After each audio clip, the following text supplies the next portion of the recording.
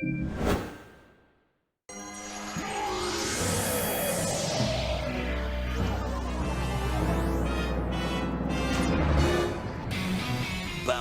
merged with Prince Florian's castle.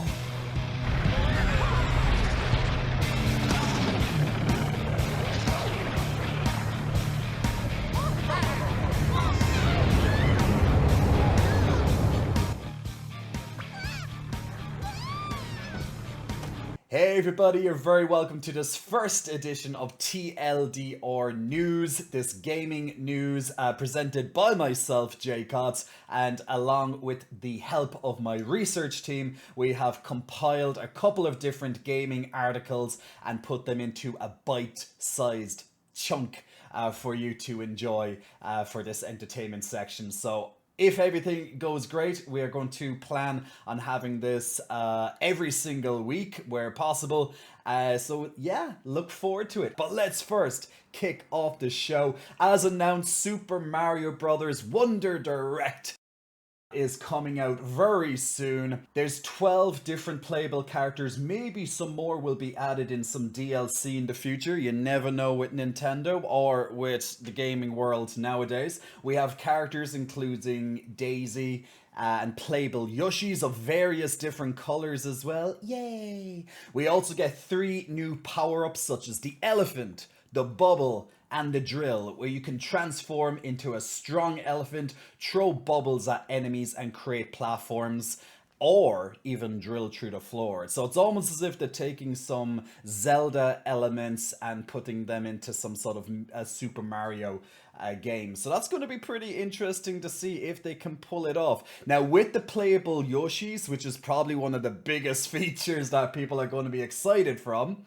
is that you can ride the Yoshis. Yoshis can ride Yoshis. So if you like Yoshi on top of your Yoshi, like a Yoshi Inception, then absolutely this is going to be what you are wanting. And also elephant forms. So when Mario, for example, shifts into elephant form, he can also ride Yoshi. So that's going to be pretty fantastic. There's going to be a big emphasis, a big focus on 4-player local multiplayer. There's also online play capability, but as far as we are aware so far, there's no plans to have online co-op. You can see ghosts of your friends in the levels, so that kind of reminds me of back in the day when I used to play Crash Team Racing, where you'd have one of the ghosts of a previously saved time, or maybe even they might include some special challenges where you have to defeat some developers' best times, or even they might open it up to some global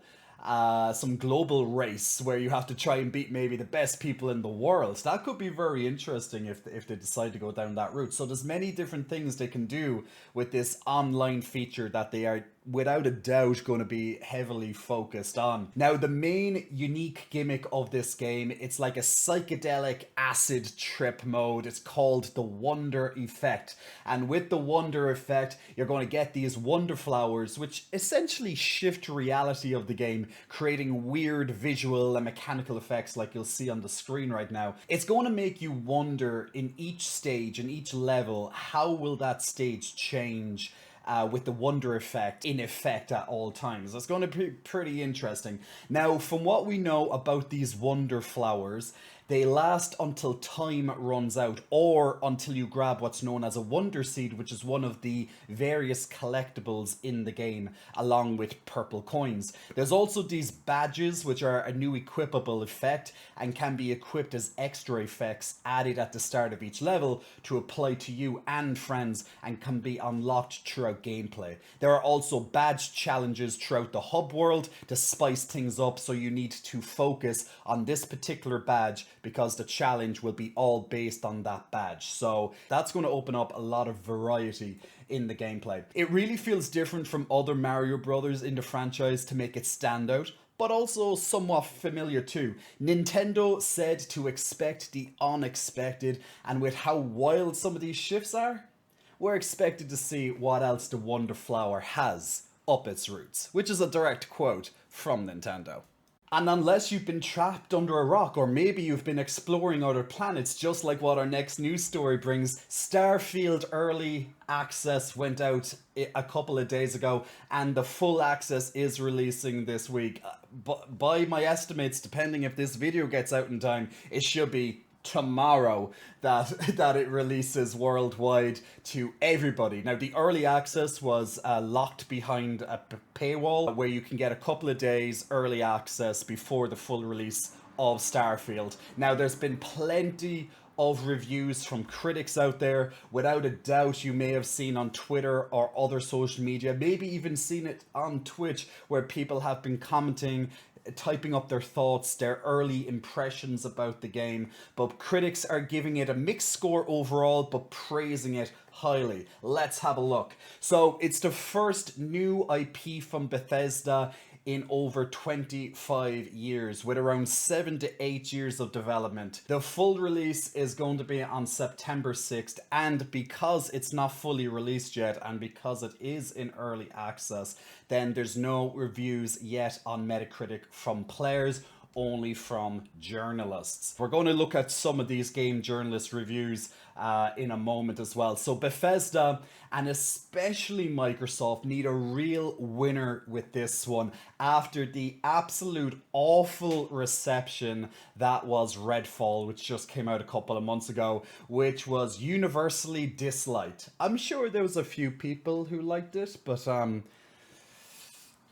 let's just say not the reception that they wanted.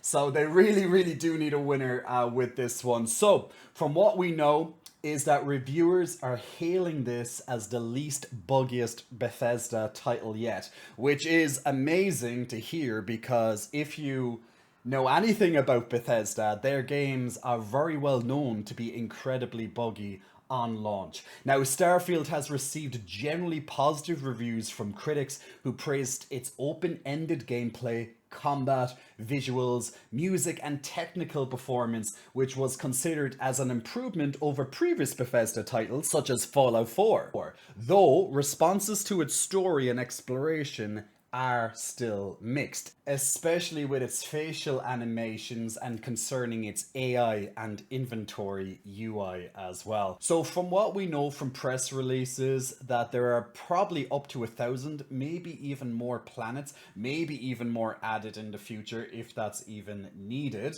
through DLC or potential expansions. But most of these landscapes, although they are procedurally generated, they are also have a mix of handcrafting to give them that little bit of extra uniqueness spread throughout all the different game worlds that you can interact with. You can land anywhere on the planets, but you cannot go around the planet in one go because you will meet loading screens. There's a lot of backlash at the moment regarding how many loading screens are present in the game, which sounds a bit disappointing, but I have yet to play it personally, so we'll be tentatively waiting for more discussion on that particular point. Bethesda was adamant on making sure that the main playable character is fully customizable, but also that the protagonist is a silent protagonist, which is a great big difference between their previous title of Fallout 4, because players generally felt that having a character voicing their decisions did not appeal to them. But hey, everyone's different. And plus, when you have a silent protagonist, you can write a lot more lines for them because you don't have to worry about someone voicing them. And as we know, as players progress, they will gain experience and level up, just like any typical RPG, allowing them to unlock abilities. And within each ability tree, each skill can be ranked up by completing related challenges. Combat is feeling generally mixed at the moment, with people generally praising that it gets better as more options open up to you, but others find it merely serviceable, noting primarily that melee needs a lot more love and care, and the AI in particular needs a lot more iteration. But that's probably due to Bethesda's aging game engine, which also will count for the character facial animations, which without a doubt you're going to see plenty of screenshots on social media regarding how stilted their faces are or how vacant expressions they have, particularly with the eyes. It's just like you're looking into an empty soul, like an empty husk without a soul. Now, when players land on the hundreds of different planets available, you can farm materials, you can build your own outposts, and take out warring factions and other alien creatures. Reviewers are also noting that there seems to be more of an illusion of choice in a lot of decision making, yet comment that the ending sets up a very interesting way of contextualizing a new game plus, which is supposedly really meant to shake things up to offer even more replayable value. Okay, so let's have a look at what some of the game critics are saying. So with GameSpot, first and foremost, it's saying that a satisfying gunplay makes combat exciting, especially when it's integrated into set parts within its better, more captivating quest lines. And although limited in its conception of space exploration, there's a novelty in poking around the galaxy to see some star systems up close and personal. When you strip Starfield down to its essentials, it relies on a tried and true but well-tread formula while missing some of the depth of the games that came before it. Starfield is a game more concerned with quantity than quality and leaves the experience at surface level. And PC Mag has Starfield is a massive space-based RPG with galaxy of content to explore, but it has a surprising lack of ambition. A little bit more positive coming into the 80s now. We're just going to mix it up just so we can get various different opinions. We have Games Hub stating that you need to look past the menus and form the fantasy. You need to help breathe life into its paper dolls. You need to add your own dash of wonder and imagine your own unknowns. Bethesda's latest is bursting with just one last thing attention grabber, says Inverse, that will keep you up well past your bedtime night after night. And coming into the higher reviews of the 90 pluses, let's have a look at Gaming Trend. Bethesda Game Studios has reached new heights in Starfield, a thrilling narrative loaded with an entire universe to explore and backed by sublimely polished systems, has ushered the ultimate Bethesda experience. It's truly hard to summarize just what makes Starfield special, and that's because so much of it is. You'll be glued to your screen for hours, going where no explorer has gone before. Now, I do know from listening to players and seeing tweets from players that it does take a number of hours to really get into it and make systems click. Some people are noting it could take maybe as many as 5 hours, and some people are saying it could be 20 hours plus before things start to feel that they're integrating, that it's all clicking, that moment is clicking, and then they finally get what the game is. Now, it really will depend on up to you if that seems like a good sale for you. If you're someone who doesn't like these slow burners to get into it, it's taking a little bit too long, this might not be the game for you. But this is what I'm hearing from various gamers as they are essentially making a very quick note of it after X amount of hours playing it during the early access, along with lots of loading screens, and that more or less that the space section of it is all down to a lot of these loading screens. It's not as interactive as maybe No Man's Sky or Star Citizen as examples. It's its own thing. So take everything with a grain of salt, people. Whether Starfield makes it to be a Game of the Year contender or not is going to be anybody's guess, especially now that players are going to be starting to be able to review it and put even more voices, put more fuel on the ever-stoking fire that is Starfield. But we will find out very, very truly what the audience score is going to be. So I might do a quick update on this on the next episode. But speaking of Game of the Year, I can honestly tell you that although Starfield probably will not get Game of the Year, I can give you a very good idea of what game is going to most likely take that title, especially in my eyes. And that's going to be leading us nicely on to our next game topic for today, Baldur's Gate.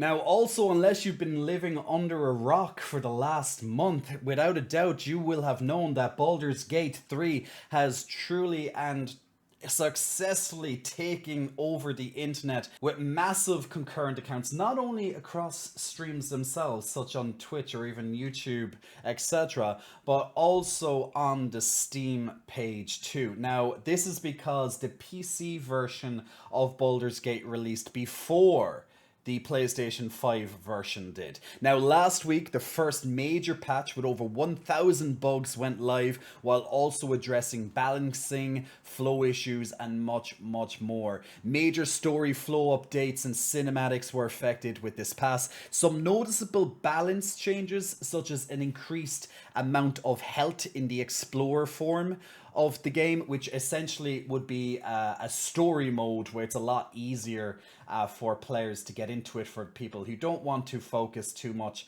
on the complexities that can be brought in from, let's say, a regular game through, or else even the harder tactician playthrough. But players have noticed an increase in their bonus amount of health, up to an extra 50% on top of what it already was. Now, another noticeable difference for the sake of balance is that there's more gold bounties and a lot more containers throughout the game. And along with this, Larian has said over 1,000 different crashes or bugs have been squashed throughout this large update. But guess what? Patch 2 launched only a couple of days ago, and I dubbed this patch the Karlach patch. Now, patch 2 launched a couple of days after patch 1, not even a week maybe after that patch had dropped, with another plethora of changes, with a particular focus on a nice co-op quality of life feature, which is to do with Wither's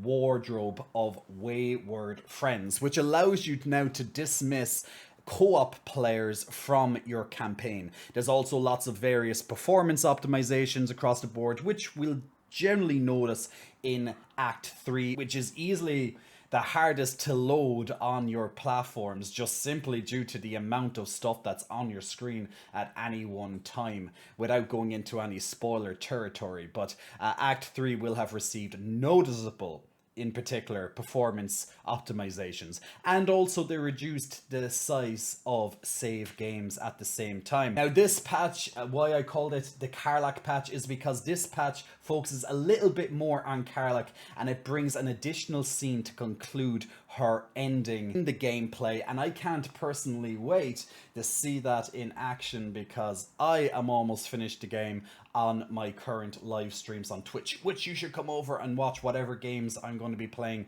at the time. Now, in preparation for the up-and-coming PlayStation release, which has now released this week, there's been a lot of controller updates in this preparation.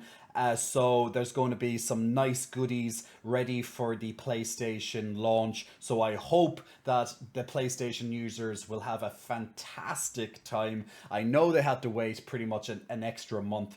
But look, I'm sure it's going to be worth it. Just think of the PC viewers as the beta testers for this entire thing. Now, what we're going to need to do is talk a little bit about the poor Xbox players, but there's also some good news for Xbox as well. So any of you lovely Microsoft fans out there, now you still need to wait a couple of more months until Baldur's Gate comes out for you. But the good news is that it might come out sooner than expected, because being now onto some brief industry news from Microsoft itself. If you have not have heard this news, the release date has been bumped forward after Microsoft made an exception to Larian Studios and changed their policy. That's right, Xbox's boss Phil Spencer met with Larian to discuss getting the game out sooner on Xbox. Phil obviously wants this behemoth of a game on his console sooner rather than later, and who could blame him? The game slaps.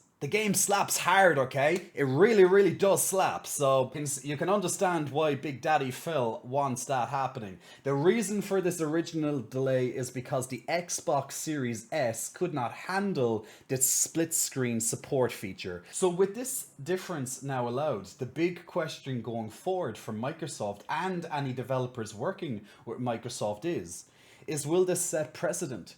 will this allow other companies, other gaming studios, other developers to literally approach Microsoft and pretty much say, look, we cannot have both the Series X and the Series S bringing out the same features because of whatever technical issues they might run into, and be like, well, you let Larian do it. Why can't we, get some special exceptions? Daddy Phil. Well, they probably won't say Daddy Phil, but maybe they will. Who knows? Kiss the ring, kiss the ring, and you might just get rewarded. If you are liking, then can I please ask you to like, comment, and subscribe, share, send it to all your friends, and help the YouTube algorithm a little bit with that. Thank you for watching, guys. Have a good night. Sláinte.